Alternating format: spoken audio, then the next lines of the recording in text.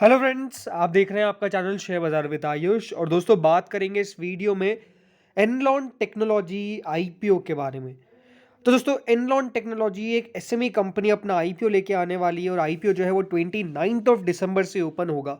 इस वीडियो में बात करेंगे एनलॉन टेक्नोलॉजी आईपीओ के बारे में, किस प्रकार की कंपनी है, डिटेल एनालिसिस बताऊंगा आपको, क्या करंट ग्रीन मार्केट है। बट यही कह सकता हूँ कि एक खराब मार्केट के अंदर एक अच्छा आईपीओ जो है वो आपको आता हुआ देखने को मिल रहा है।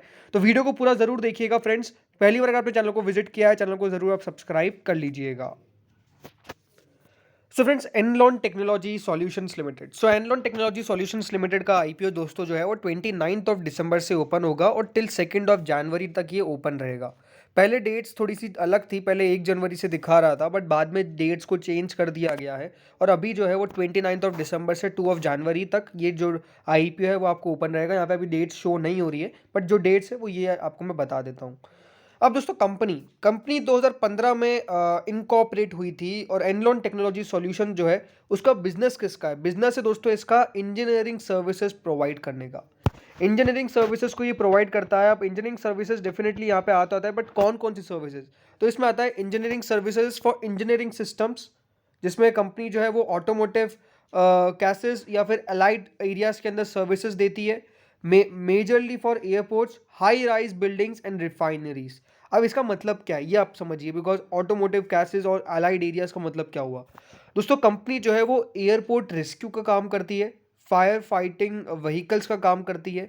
ये कंपनी सर्विसेज ऑफर करती है, राइट। इसमें high rise building rescue, evacuation, fire fighting equipment, industrial fire engines, runway rubber removal and paint removal machines, runway sweeping and bay cleaning, disabled aircraft recovery kit जिसको DARK कहते हैं, और supply of airport interior components. यानी company का काम क्या है? Company का वो काम है जो आप कह सकते हैं रेस्क्यू सर्विसेज होती है, जिसमें कंपनी आपको बेसिकली एयरपोर्ट्स के अंदर बहुत ज़्यादा देखने को मिल जाएगी। और दोस्तों, यहाँ पे कंपनी के बिजनेसेस को अगर हम बायफर्केट करके समझे तो दो प्राइमरली कंपनी के काम है। क्या क्या? पहला तो है इंजीनियरिंग सर्विसेज, जिसमें कंपनी जो है वो कमीशन करती है sale of equipment, spare parts, trading and maintenance and services. दूसरा काम किसका है? दूसरा काम है इसका डिजाइनिंग का, फैब्रिकेशन का, इंस्टॉलेशन सर्विसेज का, मेंटेनेंस का। ये सब का काम दोस्तों आपको जो है वो कंपनी करती हुई देखने को मिलती है। कंपनी की अगर बात करें तो कंपनी कहाँ कहाँ पे है दोस्तों? कंपनी जो है वो आपको मुंबई, बैंगलोर, थाने, दिल्ली, हैदराबाद, कन्नूल, कन्नूर, जामनगर, कोलकाता, बामेर, अहमदाबाद, लखनऊ, गुवाहाटी, मैंगलोर, चेन्नई, इस जगह जगह पे आपको कंपनी जो है वो मिल जाएगी। तो एक अच्छा कंपनी के पास कह सकते हैं यहाँ पे क्लाइंटल बेस है और अच्छी अच्छी जगह पे कंपनी जो है वो आपको लोकेटेड है। डेफिनेटली मेट्रो सिटीज़ के अंदर कंपनी जो है वो आपको मिल जाती है, बिकॉज एयरपोर्ट से डेफिनेटली वही बात है। अब कॉम्पिटिटिव स्ट्रेंथ की बात करते हैं तो कॉम्पिटिटिव स्ट्रेंथ क्या है कंपनी की? पहली बात तो ये है कि कंपनी का जो मैनेजमेंट है वो काफ़ी एक्सपीरियंस है और स्ट्रॉन्ग टेक्निकल टीम है। सेकंड ये है कि जो कंपनी का ट्रस्ट है, जो एनलॉन जो ब्रांड है कंपनी का, और जिसका ट्रस्ट है, जो स्ट्रेंथन है, वो लगातार कंपनी ने डेवलप किया है। जो भी अपने कस्टमर्स को ऑफर किया है सर्विसेज, वो बढ़िया करी है। ये है कि फुलफिलिंग अदर सर्विस गैप्स, ये भी कंपनी कर देती है। 24/7 कंपनी के पास अवेलेबिलिटी है for customer service. Regular technological upgradation पे कंपनी काम कर रही है और आफ्टर सेल सर्विस और ऑपरेशन भी कंपनी जो है वो अब मैनेज कर लेती है। अब दोस्तों, बात करते हैं कंपनी के फाइनेंशियल्स के ऊपर। तो दोस्तों, फाइनेंशियल्स किस प्रकार से हैं? 31 मार्च 2020 में दोस्तों कंपनी के पास करीबन 11 करोड़ की एसेट थी। ज़्यादा इंपॉर्टेंट है कंपनी का रेवेन्यू कितना था, तो उस समय कंपनी का रेवेन्यू दोस्तों करीबन 13 करोड़ का था। मुनाफा था 68 लाख का। नेटवर्थ कंपनी की उस समय 1 करोड़ 70 लाख के आसपास की थी और रिजर्व एंड सरप्लस भी वही था कंपनी के पास। और बोरिंग थी 17 लाख की। ठीक है। अगला साल हुआ, अगला साल दोस्तों कंपनी के लिए कह सकते हैं, क्योंकि पर्टिकुलरली कोविड नहीं था इस साल के अंदर, तब भी उसके बावजूद भी देखिए कंपनी ने ठीक है अच्छा रेवेन्यू पोस्ट किया। 14 करोड़ के आसपास का, 15 करोड़ 52 लाख का कंपनी का एसेट हो गया और 73 लाख का कंपनी का मुनाफा आया।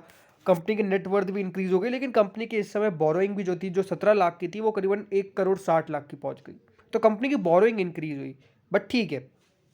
अब अगला साल दोस्तों कोविड वाला था, बट उसके बावजूद कंपनी के बिजनेस पर ज़्यादा कुछ असर नहीं पड़ा। करीबन 19 करोड़ के आसपास का दोस्तों कंपनी ने रेवेन्यू पोस्ट किया, 19.5 करोड़ का कंपनी ने रेवेन्यू पोस्ट किया। कंपनी की जो टोटल एसेट थी वो करीबन 20 करोड़ के आसपास आ गई। जो कंपनी का मुनाफा मात्र 70 लाख का था वो 2 करोड़ 42 लाख का पहुंच गया। कंपनी की नेट वर्थ करीबन 5 करोड़ के आसपास पहुंच गई। और इसी बीच कंपनी के जो बोरोइंग थी वो करीबन 1 करोड़ 60 लाख से बढ़ के 5 करोड़ 80 लाख तक पहुंच गई। तो कंपनी की बोरोइंग ज़रूर इंक्रीज हुई है, बट अगेन जो कंपनी की बिजनेस दिखता है वो डेफिनेटली ये कि कोविड से कुछ खास अफेक्ट नहीं हुआ। तो कंपनी के फाइनेंशियल्स क्या है, स्ट्रॉन्ग फाइनेंशियल्स है, ये बात आपको समझनी पड़ेगी।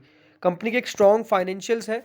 अगेन बड़ी बात क्या है कि डेफिनेटली वो बोरोइंग कंपनी के ऊपर एक डेफिनेटली थोड़ा सा दिक्कत लाता है, बट ओवरऑल बोरोइंग ये है कि कंपनी के पास जो पैसा आएगा, जो फर्दर प्रोसीडिंग्स आएगी, उसका कंपनी यूज़ कहाँ करेगी। तो आई थिंक बोरोइंग्स को हटाने में कंपनी ने क्या कहा है, कंपनी ने ये कहा कि कुछ working capital requirements of the company और कुछ जनरल कॉर्पोरेट पर्पसेज है जिस पे कंपनी जो है वो अपना पैसा खर्च करेगी।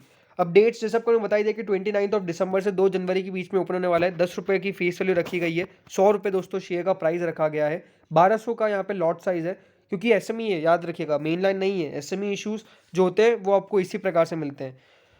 15 करोड़ का इशू है, पूरा का पूरा ये फ्रेश इशू आपको देखने को मिल जाएगा। फिक्स प्राइस आईपीओ है जो एनएसए एसएमई पे लिस्ट होगा। 50% क्यूआईबीस को, 15% एचएनआईस को और 35% दोस्तों जो है वो रिटेल कैटेगरी को शेयर जो है वो ऑफर किए जाएंगे। एक लॉट में आपको लगाने के लिए 1,20,000 रुपये दोस्तों यहाँ पर देने पड़ेंगे। अगर आपको एचएनआई कैटेगरी में लगाना है तो उसके लिए आपको 2 लॉट्स के लिए अप्लाई करना है, करीबन 2,400 शेयर्स, और उसकी वैल्यू हो जाएगी 2,40,000 की। दोस्तों यहाँ पर कंपनी के जो प्रमोटर्स है वो है मिस्टर उन्नी कृष्णन नायर एंड मिस्टर बीना उन्नी कृष्णन। दोस्तों कंपनी के वो आपको प्रमोटर्स देखने को मिल जाते हैं।